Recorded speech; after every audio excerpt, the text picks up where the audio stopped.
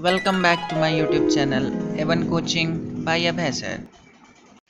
आज के इस वीडियो में हम बात करेंगे लाइट से रिलेटेड 4 फिनोमिना के बारे में, जो कि है reflection, refraction, dispersion and scattering. Let us start with reflection. जब भी कोई लाइट रे किसी स्मूथ सरफेस पे इंसिडेंट होती है यानी आके टकराती है, तो कुछ रूल्स को फॉलो करते हुए वो वापस चली जाती है और इसी को कहते हैं रिफ्लेक्शन। जैसा कि हम देख सकते हैं, सनलाइट आई, इस मिरर से टकराई और वापस मुड़ के चली गई। ये क्या है? रिफ्लेक्शन है। जैसा कि आप यहाँ देख सकते हैं, एक रे ऑफ लाइट आ रही है, एक प्लेन मिरर पे टकरा रही है कुछ एंगल्स पे, और टकराने के बाद ये रिफ्लेक्शन के थ्रू कुछ एंगल यानी रिफ्लेक्शन के रूल को फॉलो करते हुए कुछ एंगल पे वापस चली जाएगी।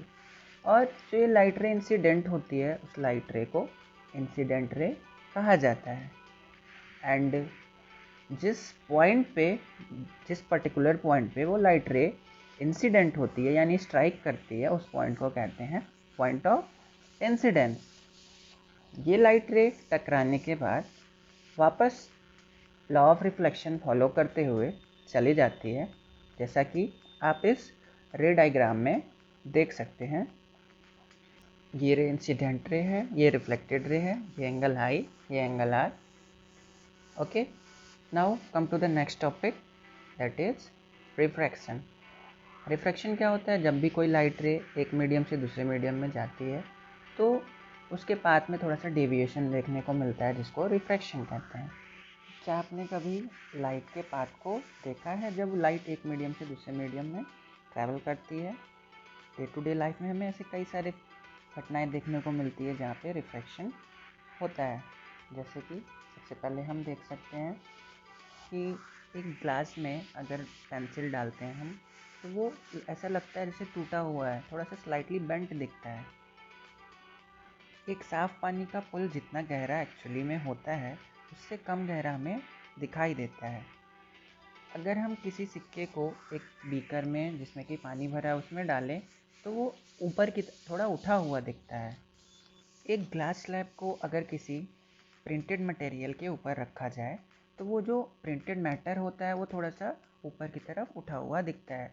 ये सारी घटनाएं की वजह क्या है? लाइट का रिफ्रैक्शन। एक्चुअली में जब लाइट एक मीडियम से दूसरे मीडियम में ट्रैवल करती है, तो उसके पाथ में थोड़ी सी बेंडिंग देखने को मिलती है, और इसी बेंडिंग को क्या कहते हैं? रिफ्रैक्शन कहते हैं।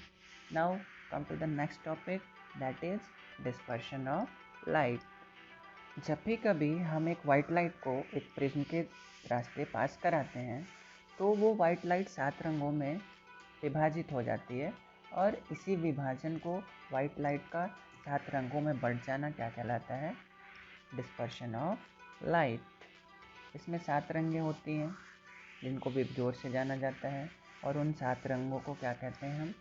जो 7 रंग का एक पैटर्न हमें स्क्रीन पे मिलता है, उसको स्पेक्ट्रम कहते हैं।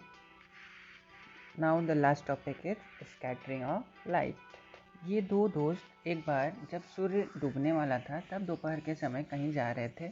उन्होंने ये ध्यान दिया कि जो आसमान का कलर है वो लाल पड़ता जा रहा है। वो आश्चर्यचकित हुए और सोचने लगे ऐसा क्यों हो रहा है। तो हम जानते हैं कि हमारा पृथ्वी चारों तरफ से वायुमंडल से घिरा है, जिसमें बहुत सारे गैसेस और धूल कण हैं।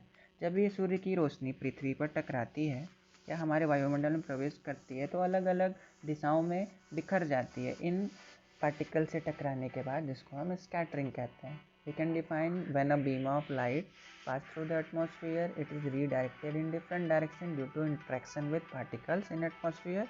This is called scattering. जिस लाइट का वेवलेंथ यानी जिस कलर का वेवलेंथ जितना ज़्यादा होता है, स्कैटरिंग उतनी कम होती है। जिसका वेवलेंथ कम, उसकी स्कैटरिंग ज़्यादा। Thank you for watching the video. Bye bye. Take care.